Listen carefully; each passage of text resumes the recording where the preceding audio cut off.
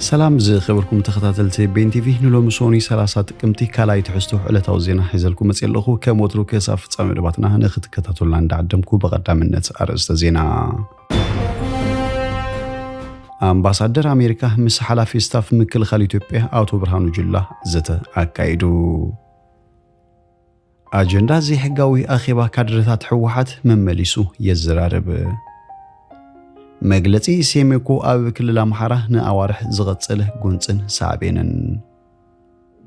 بريزيدنت بايدن هنا إسرائيل زلوا دقاف بمجلات دحنت فلسطيناويان كقدام نتكوهبو يزخخر روسيا كاب إسرائيل زنقلو توقعسي أم معرفو نفرتي متقعتي قاتيموهم كالين زد هسس مدبات حيزلكم متقلخو سناينا مكتتال غزي إن داتا منخم أبزا چانال دما ناي وترو تختاتلتي نختكونو سابسكرايب بمقوار ناي دول ملكت كتوقو بخبري يقدمكم أمباسادر أمريكا مس حلاف ستاف مكل خال إثيوبيا أوتو برهانو جلا زتا أكايدو أمباسادر أمريكا بإثيوبيا إيفين ماسينغا تمالسوني مس حلاف ستاف سرايت مكل خال إثيوبيا فيلد مارشال برهانو جلا آبا أديس أبا تراخيبهم أتزات شركنت كلتين هاجرات كلولاون وشتاو تصتا إثيوبيا كمونا قداسنت بوليتيكاوي مسرح أب مفتاح بالدهوتات وشتاوي تصتا زتغال ليوم أتي إمباسيا بتويتر أبزر قحوت صحف لومي أمباسادر حبرات منقصة أمريكا بإثيوبيا إيرفين ماسينغان حلافي ستاف حيلتات مكل خال هاجر إثيوبيان فيلد مارشال برهانو جولان بزعبا قداسنت بوليتيكاوي أسر رحن زتهن بالدهوتات وشتاو تصتا إثيوبيان مفتاح زتيوم كبل قليتهم من محدار أبي أحمد أب كلام حرة أعناوي كونات كابز كيد للي حموشت أوارح أعطير لهم من قستي أب كل عفار عم حران تقرين بجمجم حدا مليون زموتو يوت أنصار هزباوي جنبار حرنا تقري ناي كل تعمت أعناوي كونات دحر مزامو نوح خيتنها أب تكل كونات جمير ويم أب كلام حرة زقات مجتشت بسفيحو متقعتي سوالبون فرتن كبرتي مدافعن كامز تتكملو من جتات وش تعدي خمس بصبون بمنقستي زمولو حاوي سوس تفلالو تكالات تطابطي سوا مسلات كام زرعاقصون تقليتهم بدق أبي أحمد بزخون يخون من قدي قبل لقيه بحري دحر مغرابو إثيوبيا مسقوروا بتازلوا زمدنا أن تبلاشوه يخيدالهم أزد ما كان بعد إيرترا سوماليان زعم السلهاجرات سكفتات فتيرو يركب أب إيرترا زلو أجنده لو تسرعت أب قمة بمئته من قست أبي أحمد كاب كان بعد أمريكا زعم السلهاجرات بزمت السور متبعت دفينو كخوني خلزبل قمتات الله أجندا زي حقاوي أخيوا كادرتات حوحات ممليسو يزرارب بريزيدنت غزيو ممحدار تግራይ አቶ ጌታቸው ረዳ ነቲ መንግስቲ ከይፈልጦ ዝተጸውዕ ዝበሉ አኺዋ ወዲሞም ዝተባሉ ካድርታት ህዝባዊ ወያነ ሓርነት ትግራይ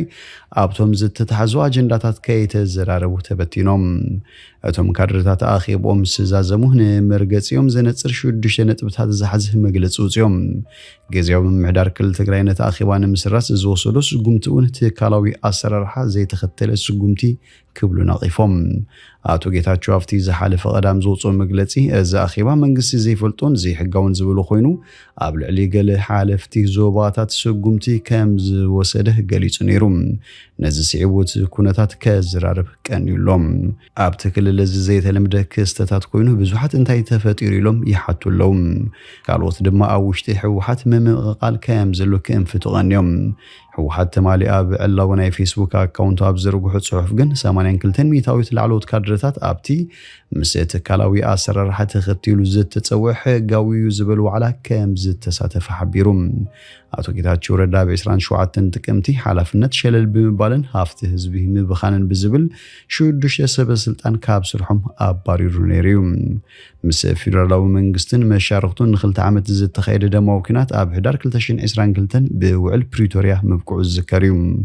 እንተኾነ በቲ ውዕል መሰረት ካብ ዝተጣየሰ ልዕሊ 6 ወርሒ ዘውፀረ ግዜው ምምሕዳር ካብ ዝተፈላልዩ ኣካላት ላዕለዎት ካድርታት ሕወሓትን በዳሂ ተቃውሞታት ይገጥሙ ከም ዘሎ ይዝረብ እቲ ኣብ ዝቐረበ እዋን ዝተራየ ዘይምርዳእ ኣብ መንጎ ላዕለዎት መራሕቲ ናይ ስልጣን ፍሕፍሕ ከም ዘሎ ይዝሕበር ሓደ ምእንቲ ድሕነቱ ስሙ ክጥቀስ ዘይደለየ ፈላጢ ውሽጢ ካብቶም ካብ ሓላፍነቶም ክላዕሉ ተባሂሎም ኣብ ዙርያት ግዛዊ ምምሕዳር ዝርከቡ ላዕለዎት መራሕቲ ሕወሓት ዝርከቦም ከም ዝኾነ ገሊፆም እቲ ምንጭ ወሲኽቶም ተፀዊዖም ዝነበሩ ካድረታት ዕላምኦም ንመሪሕነት ግዝያዊ ምምሕዳር ንምግምጋም ብፍላይ ድማ ኣብ ልዕሊ ኣቶ ጌታቸው ረዳ ዘነፃፀረ ከም ዝነበረን ሕወሓት ስልጣን ግዝያዊ ምምሕዳር ሙሉእ ንሙሉእ ንምቁፅፃር ዝዓለመ ከም ዝኾነ ኣመልኪቱ እቲ ግዝያዊ ምምሕዳር ብወገኑ ንባዕሉ ኣመራርሓ ፀጥታን ሓዊሱ ውድዓዊ ኩነታት ክልል ክግምግም ኣለዎ ዝብል ቅዋም ዝሓዘ ኮይኑ ገለ ጉጅለ ካድረታት ሕወሓት ነዚ ኣገባብ ኣይተቐበሉን እቲ ምስ ኣቶ ጌታቸው ዝተፋነን ዘሎ ጉጅለ ውድብ ሕወሓት ገዛ ውድብ ምዃኑን ንግዝያዊ ምምሕዳር ብላዕሊ ኮይኑ ክግምግምን ክቋፀርን ድሌት ከም ዘለውን ምንጭታት ይሕብሩ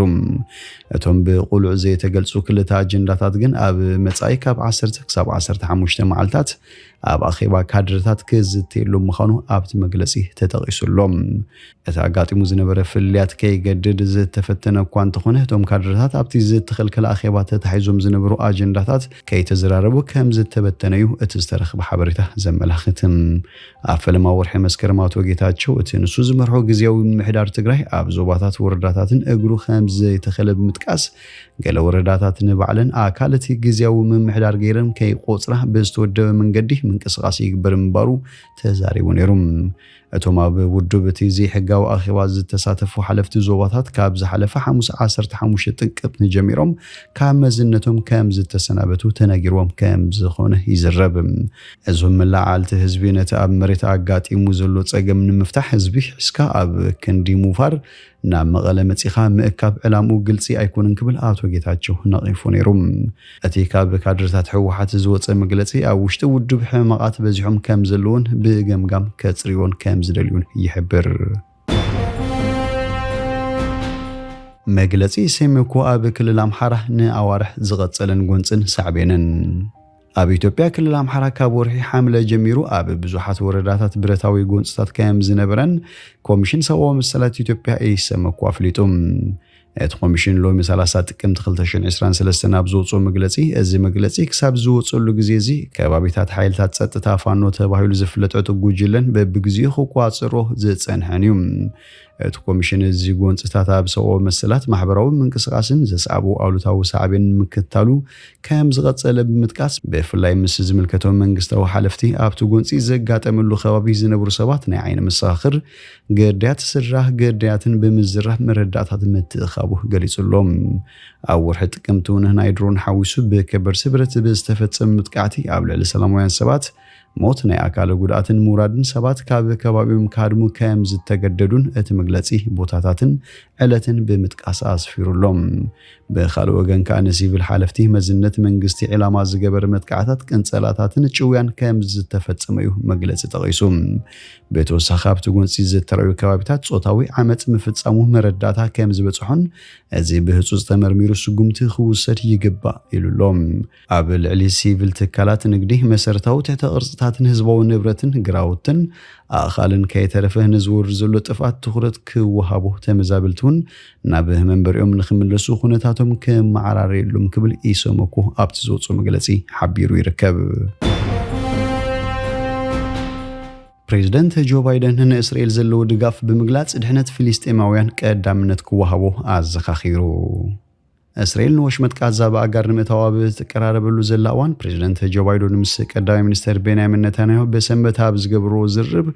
እስራኤል ንዘለዋ ናይ ነብሰ ምክልኻል መሰል ብምግላጽ ድሕነት ዜጋታት ግን ቀዳምነት ከስራዕ ፀዊዖም እስራኤል በሰንበት ናይ መሬት መጥቃዕቲ ምዝያዳ ዝፍለጥ ኮይኑ ጉጅለ ሓማስ ታንክታት እስራኤል ኣብ ሰሜን ጋዛ መጥቃዕቲ ምሕያሎም ክገልጹን ከለው ሓይልታት እስራኤል ድማ ብወገኖም መጥቃዕታት ከም ዘምከኑ ይገልጹ እንተኾነ ብክልቲኦም ወገናት ንዝተባህለ በሳልሳይ ኣካል ምርጋጽ ኣይተኻለን ሓይልታት እስራኤል በሰንበት ልዕሊ 450 ዕላማታት ምህራሞም ኣመልኪቱሎም እዚ መጥቃዕቲ ኣብ ውሽጢ 24 ሰዓታት ምዃኑ እዩ ብተወሳኺ ፕሬዚደንት ዓብደል ፈታሕ አልሲሲ ትማሊ ሰንበት ንፕሬዚደንት ኣሜሪካ ጆ ባይደን ኣብ ዝገብሮ ናይ ቴሌፎን ጻውዒት ግብፂ ፍልስጤማውያን ካብ ምድሪ ጋዛ ናብ መሬት ግብፂ ከምዝገቡ ኣይተፍቅድን ፈጺመውን ኣይተፍቅድን ያኽብል በፕሬዚደንት ግብፂ ዝሃቦ መግለፂ አንቢቡ ኣብቲ ጻውዒት አልሲሲ ግብፂን ህዝቢ ፍልስጤም ብሓባር ዝቕፅዕን ዘመዛበሉን ፖሊስታት ብጽኑዕ ከም ዝነጸገቱ ደጊሙ ገሊጹ። ባይደን ብወገኑ ኣሜሪካ ብተመሳሳሊ ንፍልስጤማውያን ካብ ዓዶም ወፃእ ንዝግበር ምምዝባል ከም እትነጽጎ ንአልሲሲ ኣረጋጊጹ። ግብፂ ኣብዚ ቅልውላው ዝተጻወተቶ ኣወንታዊ ተራ ኣድናቆቱ ገሊጹ ክብል ወሃቢ ቃል ፕሬዚደንት ግብፂ ኣሕመድ ፈሓሚ ገሊጹ። እቲ ጻውዒት እቲ ግጭት ናብቲ ዞባ ከይሰፍሕ ምክልኻል ኣገዳሲ ምዃኑ ዝትንክፍ ምዃኑ ፈሓሚ ወሲኹ ገሊጹ። አልሲሲ ንህዝቢ ጋዛ ሰብኣዊ ሕክምናውን ረድኤታዊ ሓገዝ ንምብጻሕ ቁልጡፍ ሰብኣዊ ዕርቂ ንኽግበር ጻውዒቱ ደጊሙ ኣረጋጊጹ። ሩስያ ካብ እስራኤል ዝነቐሉ ተጓዓዝቲ ኣብ መዕረፎ ነፈርቲ መጥቃዕቲ ገጢምዎም። በኣማይት ዝቑፀሩ ሩሳውያን ንሰማዊ ዓሌት ዘናኣስ ጭርሑታት ብምስማዕ ካብ እስራኤል ዝነቐለት ነፋሪት ከጥቅዑ ተራእዮም። ማዕከን ዜና ሩስያ ከም ዝጸብጸቦ ኣብ በበይኑ ማሕበራዊ መራኸቢታት ብሰፊሑ ከም ዝተራእየን እቲ ፍጻመ ኣብ መዕረፎ ነፈርቲ ማሻክ ዞባ ደገስቶን ከም ዘጋጠመን ኣሶሲየትድ ፕሬስ ሓቢሩ። ኣገልግሎት ዜና ኣሶሲየትድ ፕሬስ ንምንጭታት ሕክምና ዞባ ብምጥቃስ ከም ዘስፈሩ 20 ዜጋታት ቆሲሎም ኣለዉ። ክልተ ካብኦም ብከቢድ ምህራሞም እቲ ዜና ወሲኹ ይሕብር። እቲ ዞባ ሩስያ መብዛሕትኦም ኣመንቲ እስልምና ዝነብርዎን እዩ። እቶም ባንዴራ ፍልስጤም ሒዞም ዝተቐረቡ ኣጥቃዕቲ ኣብ ቤት ጽሕፈት ኢሚግሬሽን ብምቕራብ ፓስፖርት እስራኤል ንዘሎም ተጓዓዝቲ ፈልዮም ከም ዘጥቅዑ ተፈሊጡ። ቤት ጽሕፈት ቀዳማይ ሚኒስትር ቤንያሚን ኔታንያሁ ሩስያ ውሕስነት ኣይሁድን ዜጋታት እስራኤልን ክትኽብርን ክትሕሉን ፀዊዕሎም። ሰመዝ ሩስያ ድማ በቲ ኣብ ማሕበራዊ ገጻት ዝተዘርግሐ ቪድዮ ተሓጊዞም ነቶም መጥቃዕቲ ዝፈጸሙ ክረኽቦምን ዘድሊ ሕጋዊ ስጉምቲ ክወስዶምን ምዃኖም ኣመልኪቶም ኣሎም። ኣመሓዳሪት ዞባውን ኣብ ጋዛ ዘሎ ፍልስጤማውያን ዘለዉ ድጋፍ ብምግላጽ ህዝቢ ግን ካብ ናዕብን መጥቃዕትን ክቁጠብ ፀዊዑ። ዝኸበርኩም ተኸታተልቲ ቤን ቲቪ ንሎሚ ዝብልናዮ መሰናዶና ኣብዚ ወዲእና ኣለና። ምሳና ስለ ጽናሕኩም ብልቢ ነመስግን በብዘለኹሞ ሰላም